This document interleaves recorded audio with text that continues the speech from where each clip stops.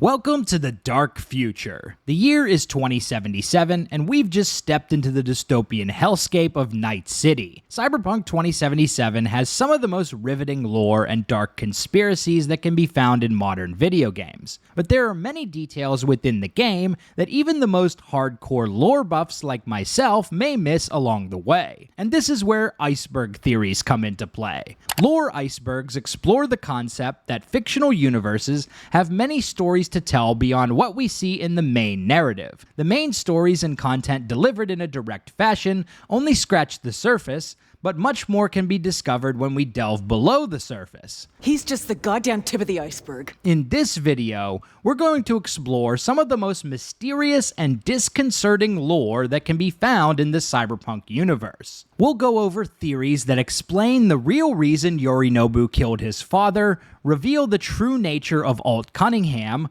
the romance mod that was so spicy that CDPR banned it, as well as explore some rare quest outcomes and hidden dialogue you may have missed in your own playthrough. This is going to be a long video, so I put timestamps in the description if you want to explore a specific topic. But without further ado, let's buckle up, grab some iced coffee, and dive into the dark world of Cyberpunk 2077. Starting off with Tier 1 of the iceberg, we'll discuss a few things that are hiding just beneath the surface of the Cyberpunk story. Did you know you can equip Johnny Silverhand's, hand? During Johnny's side quest line, Silverhand and V attempt to track down and eliminate Atom Smasher. After infiltrating the Biotechnica and smashing up Grayson, Johnny and V drive out to the oil fields where Johnny's body was supposedly dumped after he got iced with Soul Killer. If you search through the rubble, you can find and loot Johnny Silverhand's arm,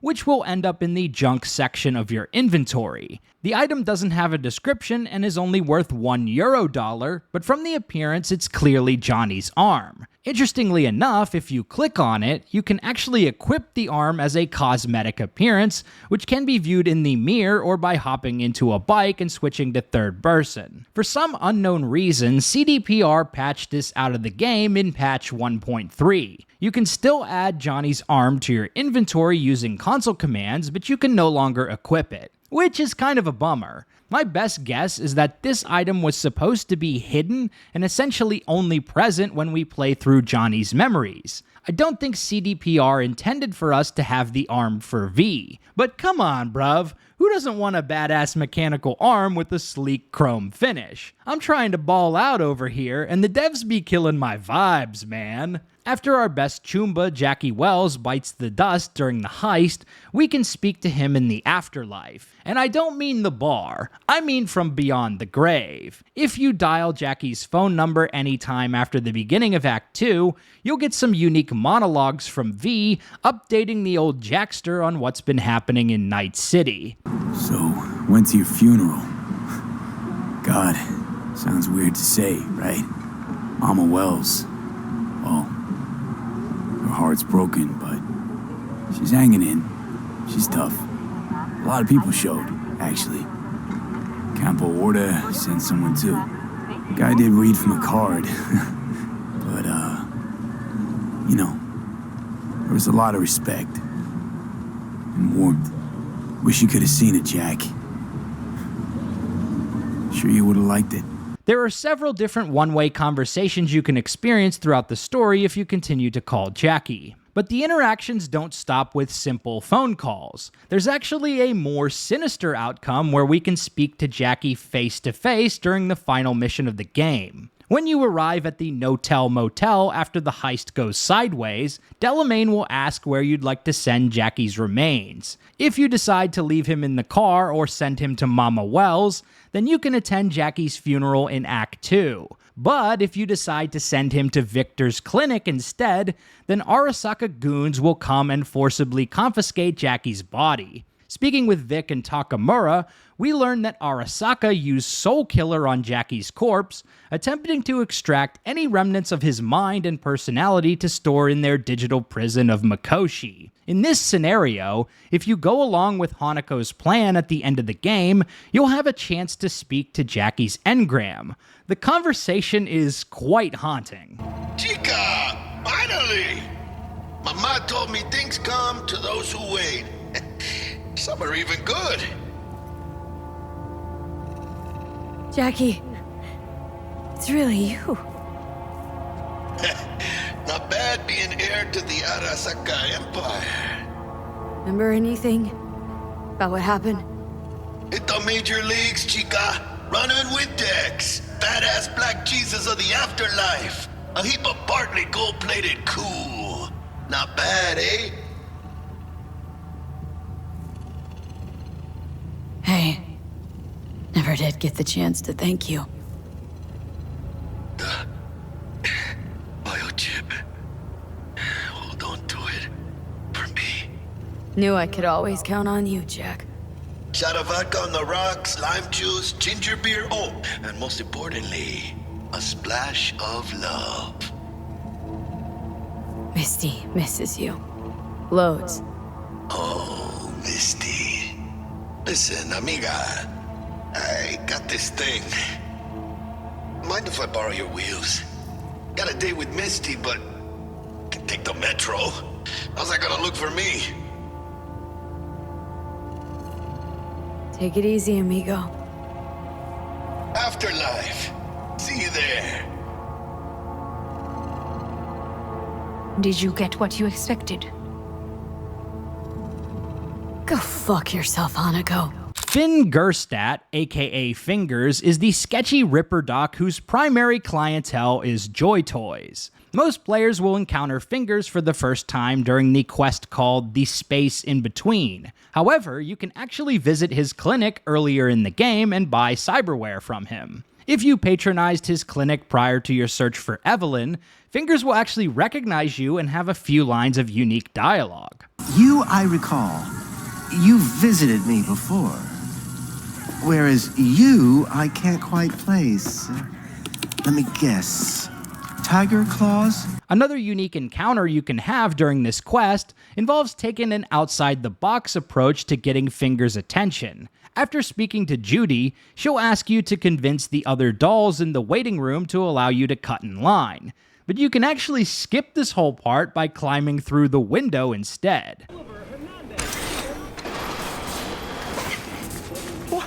What the hell is this? What? There's more of you? Oh, you're already here. Could have told me you weren't a door person.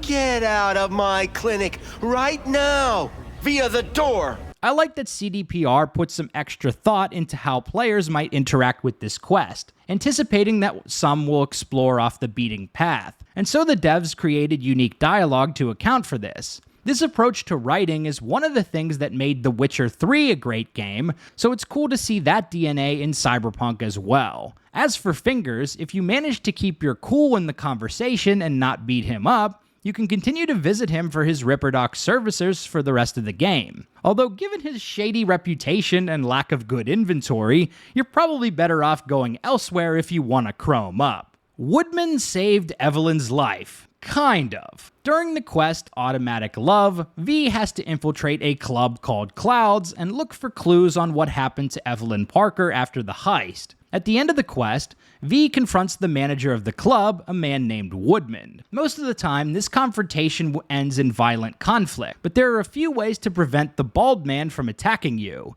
And if we use our words, we'll learn some interesting details from this sweaty gonk. This you talking it out straight? What happened to Evelyn? Got an order from up high to recycle her. You killed her? No. I found a Ripperdoc who was willing to take a look. Yeah, he said he knew something or other. You took her to the Ripper instead of following orders. Didn't take you for someone with balls. For f***'s sake, I'm not running a slaughterhouse here. Only recycle as a last resort. And family always gets a call, if there is any. Think there are any daddies out there willing to change the diapers of a brain-dead little slut on the verge of cyberpsychosis? Probably not. Casting him out on the street ain't an option either. Can't risk tanking our cred. Well, anything's better than a bullet to the brain. You know, that's what every doll says. I'm starting to like you. You looking for work by any chance? So Woodman actually saved Evelyn's life by defying the orders of the Tiger Claws. Sure, he also abused her afterwards and pawned her off on Fingers, who then sold her to an illegal XBD outfit. But he did technically save her life. Well, now that I think of it, as I'm writing this, I'm wondering if Evelyn would have been better off dead, given what happened to her after Woodman got a hold of her. Plus, she ended up deleting herself a couple weeks later anyway, so maybe it would have led to less suffering if Woodman just recycled her like the Tiger Claws asked him to. There's a hidden Easter egg in the character creator screen which hints at a major spoiler from the game's main plotline. When you reach the end of the character creator, you may notice a fingerprint graphic next to your attributes. If you double-click on the fingerprint, the screen will glitch out briefly and swap V's background information with Johnny Silverhand. This, of course, is a hint about the relic, which V spends the majority of the story trying to find out how to remove. The Silverhand backstory which swaps in is particularly interesting, given what happens to V and Johnny. Yeah, cause we lost everything. We had to pay the price. There's a canvas with two faces of fallen angels who loved and lost. It was a passion for the ages, and in the end, guess we paid the cost. A thing of beauty, I know, will never fade away. These are lyrics from the Samurai song Never Fade Away. Let's delve a little deeper now into Tier 2 of the Iceberg theories. One of the wildest side quests in Cyberpunk 2077 is an assassination contract we received from the fixer Wakako. Our client, a bereaved husband named Bill Jablonski, asks us to help him kill the man who murdered his wife. This sets off a series of quests that explore the mind of Joshua Stevenson, a murderer who found God in prison and has now agreed to take part in a BD where he literally gets crucified. At least this is what happens if you take the intended path during this quest, but there are a few lesser known outcomes as well. Usually, Bill Jablonski gets shot by an NCPD police officer when you approach the squad car escorting Stevenson. There is no way to save Jablonski during this on-rails gameplay segment, but there is a more unique way to save the man if you fail the quest. If you don't successfully keep up with the squad car, Jablonski kicks you out of his truck, and the quest is permanently failed. Gun! Got away! Beat it! Get the f*** out! You're useless! If you follow his car, he'll drive into a nearby neighborhood until the vehicle disappears into thin air. Shortly thereafter, you'll receive an angry text message from good old Bill. And here I thought I hired a pro. Now a freaking murderer's at large, and I had to ditch this city. Neither you or Okada are getting an any out of me. If you try calling Bill, he won't pick up the phone, but his holographic symbol is an NUSA flag, a nice little detail considering most players will never see it. A second unique outcome for this quest is that you can actually kill Joshua Stevenson, thus successfully completing the job for the dearly departed client and your fixer Wakako. After Vasquez shoots Bill in the head, simply run up to the squad car and pop a few rounds into Stevenson's dome. After the deed is done, you'll have this conversation with Wakako. Job with Jablonski. It's done. Stevenson's in a better place now. And? Think anything of it? Professionals don't sit around and think. They do. Well said, V. Eddies are on their way. Of course, these outcomes aren't nearly as interesting as watching Stevenson get crucified. Nonetheless, I find them fascinating since 99% of players probably won't stumble upon these endings on their own. Open-world games are notorious for having a variety of pointless fetch quests to fill up the map with content. But unlike many other games in this genre, Cyberpunk 2077 only has one collectible quest, which involves scanning about 20 different holographic tarot card graffiti scattered across Night City. Interestingly, the lore behind each of these tarot cards is not random, because they all tie directly into the main story, both in terms of where you find them and how the tarot card descriptions match up with characters and story beats. I plan to make a full video exploring the meaning of every tarot card, but for now, let's walk through a few different examples and you'll see what I mean. The Hanged Man is the card of sacrifice. It says that a price must be paid in order to achieve enlightenment. The hangman's forsakenness opens the path for rebirth into a new life, though this path is wrought with pain suspended in time and ultimately ends in death. We discover this card in the Badlands, not far from where Johnny Silverhand's body is buried. Johnny essentially sacrificed himself during the attack on Arasaka Tower, an act which supposedly brought him to the anti-Corpo Enlightenment. He stuck it to Arasaka, but in the end he was captured, hit with Soul Killer, imprisoned in Mikoshi, and his body tossed into a scrap heap. Johnny's rebirth into a new life is experienced by living as an engram in V's head. The Lovers is the card of dichotomies. It points to the contradictions that clash within each of us and of the challenge of striking a balance between extremes.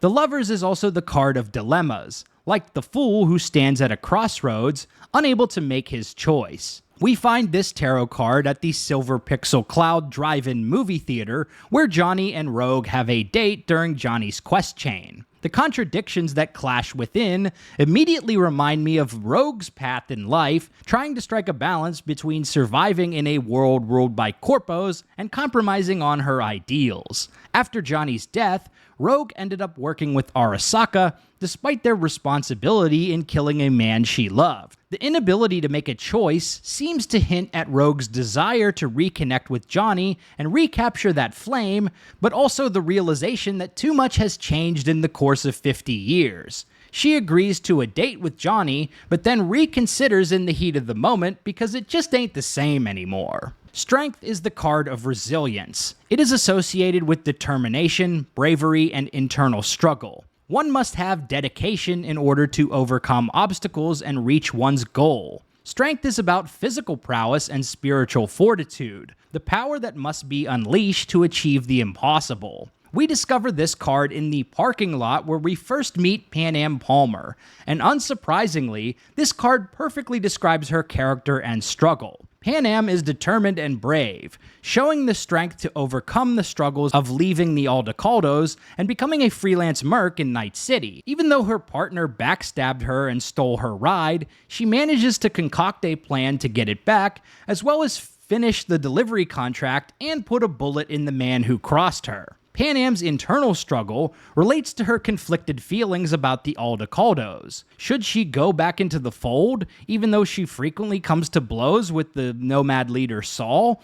Or does she just forge a new life as a merc in Night City? A life of total freedom, yet isolated and lonely compared to the family of Aldecaldos out in the Badlands. The Hermit is a card of self-imposed isolation. It represents an escape from the hustle and bustle of the city, a turning away from the constant newness towards ye old ways. For the Hermit, solitude is the road to the sublime, a road that is taken not with great bounds and strides, but with small, concentrated steps. This tarot card is located next to the Voodoo Boys Chapel in Pacifica. As we learned from the fixer Mr. Hands, the Voodoo Boys are notoriously isolationist and suspect of outsiders. They prefer to deal with known contacts and in-house systems, even going so far as to build their own net infrastructure called Reza Agwe, outside the control of Netwatch. Solitude is the road to the sublime, and the VDB's small concentrated steps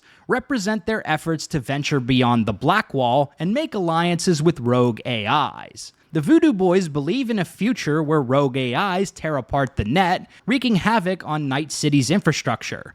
They hope to survive this by making contact with Alt Cunningham, which is why they plan to steal the relic from Yorinobu before Evelyn Parker beat them to the punch. If you understand where each of these tarot cards fit into the story, you can derive a whole new meaning from them. This is more than a simple collectible quest, it's an alternative narrative that explains the main story through not-so-cryptic imagery. River Ward can die and go to prison in Cyberpunk 2077. Our NCPD homeboy, River Ward, asks V to help him rescue his missing nephew, Randy. This quest usually ends with us retrieving Randy and a group of other missing boys from the Edgewood farm outside Night City. But there are a couple of hidden endings to this questline that end very badly for our friend River. If you've been watching my channel for a while, you probably know where I'm going with this. For starters, there is a unique ending to the quest that concludes with River's nephew dead and lands River Ward in prison. If you fail to uncover all relevant clues while reviewing the Anthony Harris brain dance, then V will not immediately recognize the location of the farm where Anthony is holding his victims. At this point, you'll be presented with a choice between two local farms, Edgewood and Poppy. Edgewood is the correct choice. However, if V chooses Poppy Farm, then you'll be taken on a completely different and more tragic ride for the quest. When you arrive at Poppy Farm, you'll be greeted by Wraith gangsters, and Randy is nowhere to be found, prompting River and V to race to the other farm. When you get to Edgewood Farm, it's too late to save Randy, leading to a very dark post-mission conversation with River. We f***ed up, River. Yup, we sure did. But it is far from over. Psycho scum's gonna pay for it. What do you want to do? Zero him? Exactly. Squeeze the life out of him with my bare hands. Sick has to die.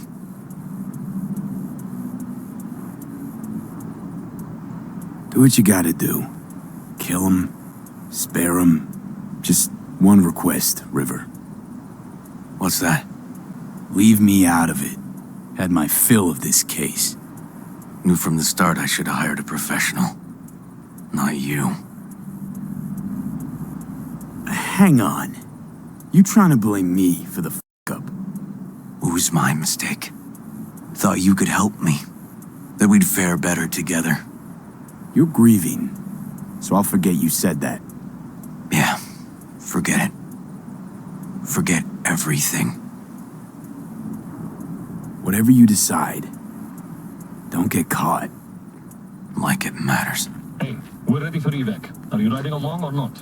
Still, thanks for trying to help. Yeah, for trying.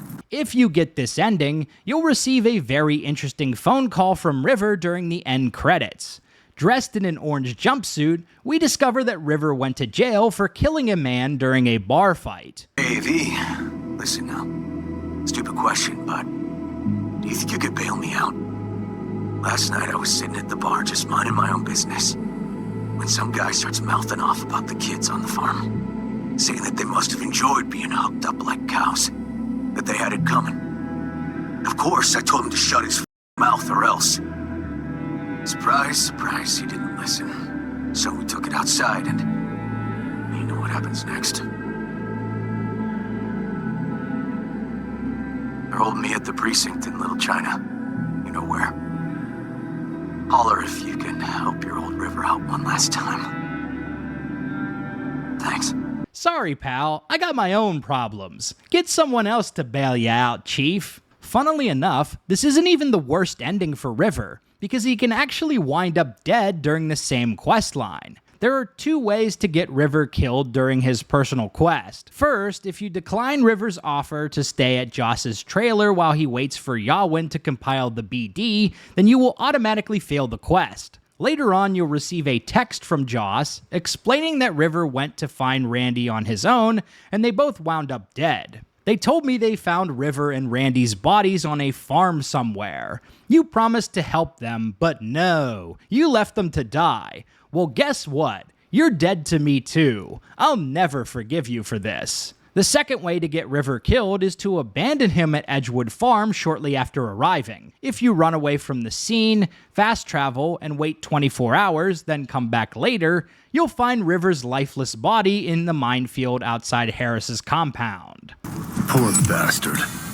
You just left him. Yeah, I did. Did you know you can fail the quest Boat Drinks? It's the one where Carrie and V go on his agent's yacht and trash it. So it's pretty funny you can fail the quest considering there isn't much to it. The first and most boring way to fail the quest is by simply rejecting Carrie when you arrive at the marina. You coming or not? Sounds nice, Care, but afraid I'm gonna have to take a rain check. Sure. Liable to regret it. Sorry. Really, I am. Yeah. See you then, V. Always a pleasure. But you can also fail by jumping off the boat and fast traveling away from the scene later in the quest. If you do this, you'll receive a couple of texts from Carrie. Where you at? Blended into the crowd or what? Don't advise it. Followed by, Preem, thanks for abandoning me, but whatevs, I'll manage. I just think the concept of V jumping off the boat and running away from Carrie without saying goodbye is just so hilarious. Interestingly, this isn't the only quest you can fail in this manner. In fact, there are a bunch of different ones, including Ozob the Clown's mission, Johnny's date with Rogue, Burning Man, Panam's quest to save Saul, and the aforementioned encounters with Bill Jablonski and River Ward. So if you're looking to perfect V's Irish goodbye, just know you'll end up failing more quests than you might imagine. Now let's dig into Tier 3 of the Iceberg theories. Did Dex and/or T-Bug set up Jackie and V? The heist is a major turning point in the story of Cyberpunk 2077. After the heist goes sideways, everyone involved in the plot to steal the relic winds up dead one way or another, with the exception of V, who is rapidly dying due to the construct overriding their consciousness. But was the heist just one big setup from the beginning? Was there a rat in the crew who tipped off Arasaka to their plans to steal the relic? It's interesting to consider that Yorinobu and Saburo show up at the penthouse at the precise moment Jackie and V enter the suite to grab the biochip. It's almost a perfect coincidence. So if there is a mole within the group, who could it be? Let's first look at Dex. So Dex scores a major job, and his first order of business is hiring 2 untested mercs who he's never met to pull off the biggest heist of his career. Why on earth would he do that? I think in this case,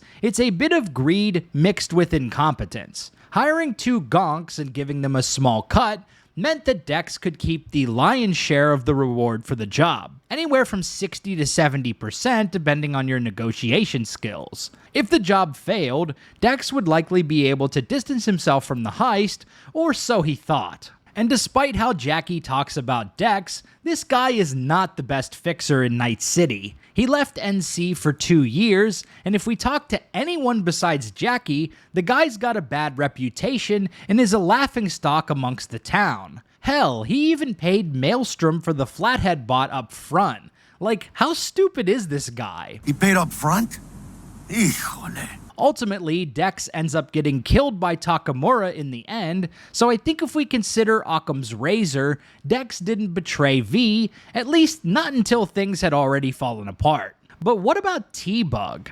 Well, this is where things get interesting. For starters, we think T-Bug was killed in the heist, but unlike Dex and Jackie, we never actually see first-hand proof that she died. So is it possible that she's actually still alive and merely faked her own death to bail on the group or even conceal treachery? It's interesting to consider the timeline of how the heist fell apart. For starters, it takes T-Bug several hours to punch through the hotel's subnet security procedures.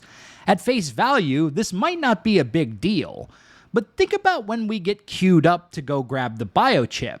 It literally happens moments before Yorinobu and Atom Smasher arrive in the penthouse. Isn't that timing a little bit sus? What are the odds that T-Bug sends us up to the penthouse mere minutes before Lil Bro arrives? Could it be that T-Bug tipped them off about our arrival? Next, let's consider how T-Bug gets ganked during this scenario. After the hotel is put on lockdown, a hostile netrunner discovers T in the system and neutralizes her. But something about this just doesn't add up. By all accounts, T-Bug is a highly skilled and experienced netrunner, and yet she just gets killed like that. Wouldn't you think she'd have an exit plan if things didn't go as planned? One possible explanation is that T-Bug was on the take with either Yorinobu or Saburo, selling out the crew in order to get a bigger payout and faking her own death to cover her tracks. It's just a theory at this point, and I think it needs a bit more evidence to confirm it 100%, but nonetheless, T-Bug's involvement in the heist leaves a lot of questions for the player. The true identity of Mr. Blue Eyes. The most prominent mystery in Cyberpunk 2077 involves a shadowy character named Mr. Blue Eyes. While his identity is not explicitly stated within the storyline, there are some clues that may suggest that Mr. Blue Eyes is Morgan Blackhand, a famous Night City merc known for organizing the attack on Arasaka Tower. Yes, the one that Johnny Silverhand seems to organize in his own memories. More on that later. We can first spot Mr. Blue Eyes during the Dream On questline, watching over Reconciliation Park as you have your final meeting with Jefferson Peralez. V will speak to him directly during the Path of Glory ending, where he contracts our protagonist to organize a heist at the Crystal Palace, an orbital casino in space. One interesting detail that players uncovered was that there were a couple of unused character models for Morgan Blackhand in the game files for Cyberpunk 2077. One model for 2023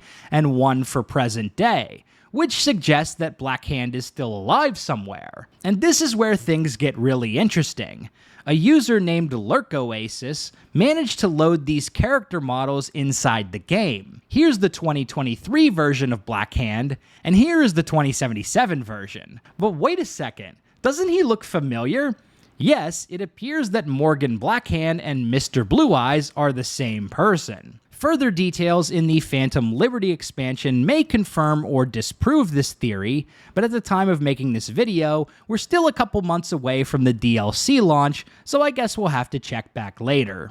Johnny's memories are lying to us. Throughout the course of Cyberpunk 2077, we learn much about the events during Silverhand's lifetime, both through his memories and what he explicitly tells us. But as it turns out, his accounting of the past is not entirely truthful, and there are many events that he either misremembers or misrepresents. Let's start with Johnny's biggest claim to fame, the nuclear attack on Arasaka Tower. We relive this event directly from Johnny's memories at the beginning of Act 2. From this perspective, it seems like Johnny organized and led the attack, with the support of a few friends like Rogue, Shaitan, and Spider Murphy. But we know from Cyberpunk lore that the attack on Arasaka Tower was actually led by Morgan Blackhand.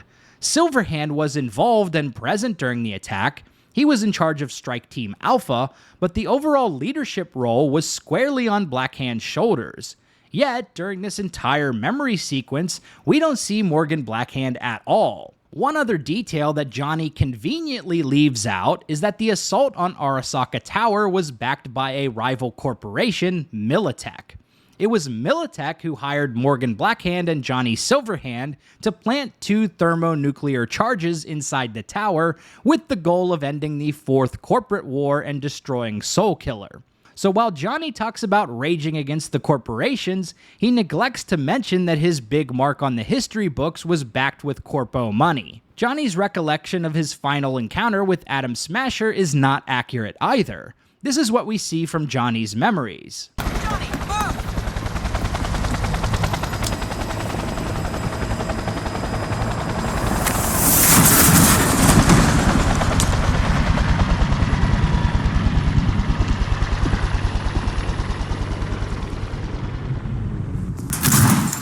Smasher. Told you, Johnny boy. Told you I'd end you someday. But this is not how things went down. Smasher actually killed Johnny inside Arasaka Tower before his team even managed to escape to the rooftops. While his crew was pinned down in an office space, Johnny sacrificed himself to create an opportunity for his companions to escape. These events are detailed in Firestorm Shockwave. Hey Steelhead, let's rock and roll. Johnny is standing in plain sight, a Militech SMG in one hand, a Malorian in the other. He begins pumping out rounds at Atom Smasher. Adam turns but hesitates, astonished at the audacity of the rocker boy, challenging him with weapons that won't even crease his armor. An arm comes up. The auto shotgun in it opens fire. APDS rounds cut the young rocker in half.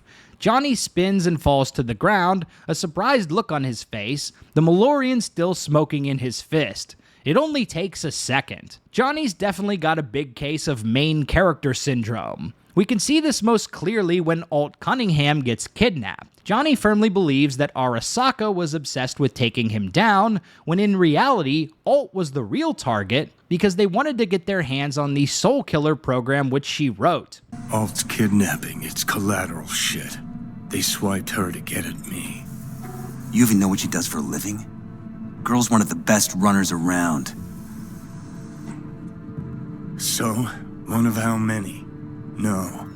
Only link to Arasaka's the fact that Johnny Silverhand's boning her. So it's important to remember when viewing Johnny's memories and listening to his recounting of past events that the facts don't often line up with what Johnny tells us. What happened to Spider Murphy? Spider Murphy is one of the most significant characters in Cyberpunk 2020 lore, but she only makes a brief appearance in Cyberpunk 2077 during a Johnny Silverhand memory sequence. Not much is mentioned about Spider's life before and after the attack on Arasaka Tower, but we can learn a lot about this famous netrunner by digging into the tabletop books. So what exactly happened to Spider Murphy after the attack on Arasaka Tower? Firestorm Shockwave provides a detailed recounting of the attack. Spider was hired by Militech as part of a strike team to destroy Arasaka's new version of the Soul Killer program. Johnny Silverhand's team, aka Strike Team Alpha,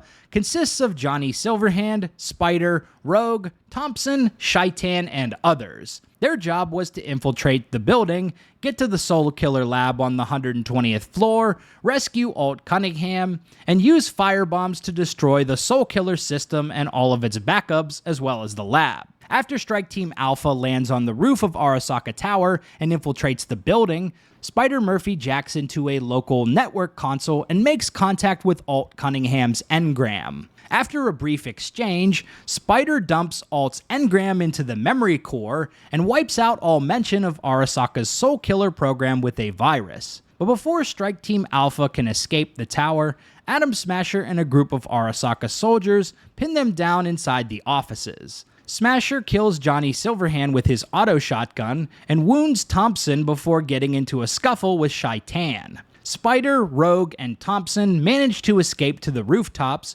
while Shaitan battles it out with Smasher. But before they do, Spider takes a data shard with a program that Alt gave her and uses it to make an engram of Johnny Silverhand.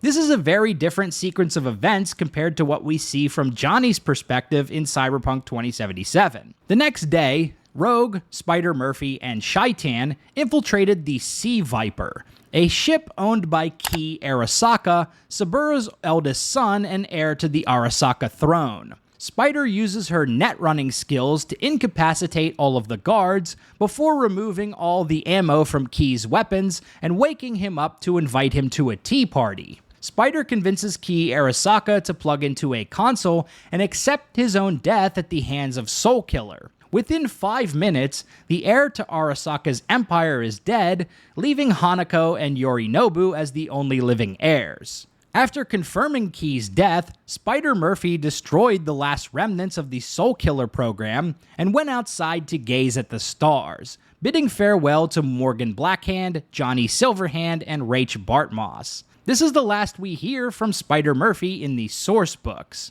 It's entirely possible that Spider Murphy is still alive and well in 2077, flying under the radar for all these years, much like Rach Bartmoss did in the years leading up to the release of his data crash virus. There has even been some speculation amongst fans that Spider Murphy is an information source for Maximum Mike, the conspiracy-minded radio DJ who hosts the 107.3 channel in-game.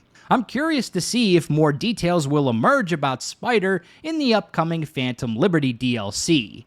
Only time will tell. Let's take a look at Tier 4, the final tier of Cyberpunk Iceberg theories. Alt Cunningham is a rogue AI? Alt Cunningham, the legendary netrunner, plays a major role in Cyberpunk 2077's main storyline, or at least her engram does. But what if I told you that the AI we meet during the story isn't actually Alt Cunningham at all, but a rogue AI masquerading as Alt, using Johnny and V to achieve its own agenda? What clues do we have that suggest Alt might not actually be Alt? We know that the area of the net beyond the black wall is essentially the domain of rogue AIs. Probing beyond the black wall is incredibly dangerous, even for experienced net runners and even for other AIs. In Rach Bartmoss's Guide to the Net, he describes the precarious situation of rogue AIs. Eventually, they must find another computer to hang out in. They can barter with other AIs to sublet some living space, they can move into a non-sentient system and camouflage themselves by taking over that system's tasks, or they can invade and kill another AI. Alt was the best netrunner around, so it's entirely possible that her engram managed to survive for 50 years beyond the black wall. But even for a top-tier runner like Alt, the net is not without its dangers, namely that of other AIs. Bartmoss tells the story of a specific rogue AI nicknamed O1 who absorbed or eliminated all potential threats to its existence. O1 prowls around the region, checking out everything she can. She mostly concentrates on inanimate objects, to wit, programs, and other smaller AIs. For these are, in her opinion, the only real threat to her existence. She knows she's small for a regional AI, but if she determines that some program is a threat, she will destroy it. Of course, she does so with quick and savage violence to avoid getting injured herself or drawing attention. The Netwatch rogue hunters don't realize it, but several of the most wanted rogue AIs were destroyed by O1. During our conversation with the AI beyond the black wall, one comment from her stuck out to me. If you're not Alt, who are you? I use her engrammatic data. Really? You find this icy bitch aspect in there too? I use her engrammatic data. Not I am Alt, or I was Alt, or I am Alt's engram, but I use her engrammatic data. Is it possible that this rogue AI is not Alt's engram, but actually consumed or destroyed Alt's engram, and is now posing as her to get this meeting with Johnny and V? V would obviously not be able to detect the real Alt. It's likely that Johnny wouldn't necessarily be able to tell either, considering he hasn't seen Alt for 50 years and never in this form. But why would a rogue AI want to meet Johnny and V to begin with? At first, it would be just curiosity. It's not every day a runner ventures beyond the black wall, so the AI would want to check it out and see what's going on. But once Johnny dropped the bombshell that he and V could get the AI access to Mikoshi, it saw a golden opportunity to harvest a treasure trove of engrams to expand its knowledge and essentially its power. But it also understood that for this deal to work, Johnny's engram would have to continue to believe it was dealing with Alt, so it sought to limit their interactions and keep things strictly business. Alt, before you leave, we gotta talk. Just you and me. No, that will not be possible. Well, wait. Just one other thing. I have no more time for you. Could Biotechnica potentially save V? Biotechnica is one of the major corporations operating in the dark future, but they don't feature very prominently in Cyberpunk 2077, aside from a few mentions in some Nomad quests involving Saul and Pan Am. Saul wanted to ally the Aldecaldos with Biotechnica in a pretty wild deal. But interestingly enough, Biotechnica may have access to technology which could save V's life from the terminal effects of the relic. This theory was originally brought to my attention in a video by Laid Back Gamers. If you enjoy Cyberpunk lore content and deep dives, I definitely recommend checking out his channel. It's very underrated in my opinion. Biotechnica's primary claim to fame is their development of CHOOH2, a synthetic fuel created as a green replacement for traditional fossil fuels. But amongst their projects, they were also the first company to successfully clone a human being. In the Cyberpunk source book, Land of the Free, we can learn about the experiments of a Biotechnica scientist named Francis Young. In 2020, he successfully cloned his daughter, Adriana, and although the resulting clone lacked any characteristics of Adriana's personality, it was a promising first start in the development of immortality tech.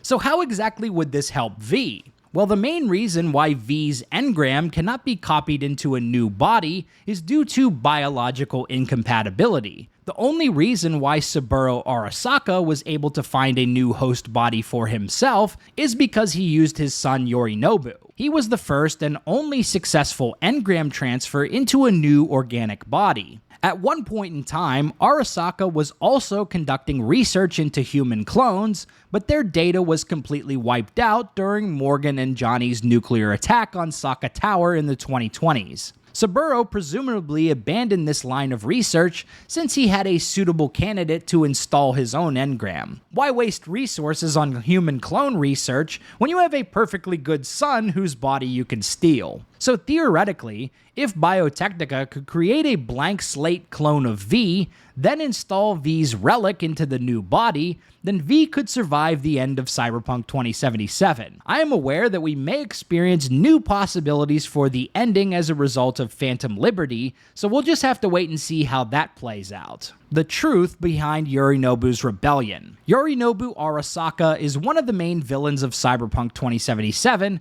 and by all accounts, we hear he is an unhinged, power-hungry lunatic. But there are two sides to every story, and when we analyze all the facts of Yorinobu's situation, his actions during the story start to make a lot more sense. For starters, let's take a look at what happens to Yorinobu when we go along with Hanako's plan at the end of the game. Yorinobu's father, Saburo, was obsessed with immortality. It was a big reason why he poured so many resources into Soulkiller. When we venture into the bowels of Arasaka Tower, we discover that Saburo had an engram made of himself, which allows him to continue to guide the company from beyond the grave. But Saburo never intended to live on as a mere digital construct. Instead, he planned to mold Yorinobu as his literal physical successor. When the time was right, Saburo would install his own engram into Yorinobu's body, giving him a fresh, youthful reboot from which he could continue to grow his corporate empire. This was always meant to be Yorinobu's role in life, to serve as a vessel for his father's engram. So it's no surprise that Yorinobu rebelled, leaving behind a life of luxury in the Arasaka family to run a gang of criminals in Asia. Start a gang.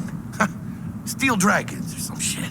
But Yorinobu was ultimately not cut out for a life of street crime, and he eventually came back to the family. He did this not to go along with Saburo's plans, but to hatch a new way to break free from his fate. At this point, he stole the prototype Silverhand relic and planned to sell it off to Netwatch. With the funds generated from the sale of the relic, Yorinobu would be able to break free of the family and forge a new life for himself. Unfortunately, Saburo found out what happened and went to confront his wayward son in Night City, which is the scene we see while trying to snatch said relic. We can view Yorinobu's patricide as an impulsive action in the face of his father's rage-inducing comments, but given everything we know, we may also view this as a last-ditch effort to save his own life from the man who planned to discard him and steal his body. At the end of the day, Yorinobu is a much more tragic and complicated figure than initially meets the eye.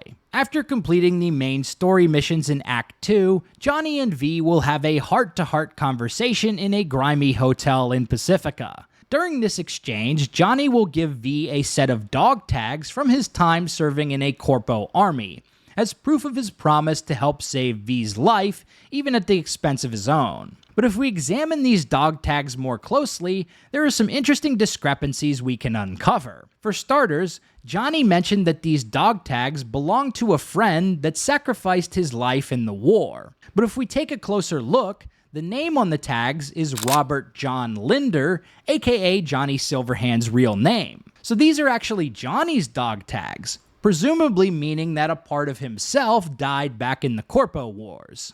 The tags also list Johnny's blood type as O negative, which is interesting because during the flashback where Johnny is recovering from wounds he suffered during Alt's kidnapping, we can take a look at his medical file. And the blood type listed in that file is AB-RHD positive, which doesn't match up with his dog tags. So what's going on here? It's possible that this is a simple error by CD Projekt Red, but it could also lend more credence to Johnny's memories being fairly unreliable. Or it could also lend credence to the idea that Robert John Linder is a different man from Johnny Silverhand. In any case, it's an interesting detail that reveals a bit more about our favorite rocker boy construct. Romance plays a pretty big role in many modern RPGs, and Cyberpunk 2077 is no different. And while the game provides several different options for a romantic bond, some players seem more interested in the construct played by Keanu Reeves. So of course, it's no surprise that less than 2 months after Cyberpunk's release,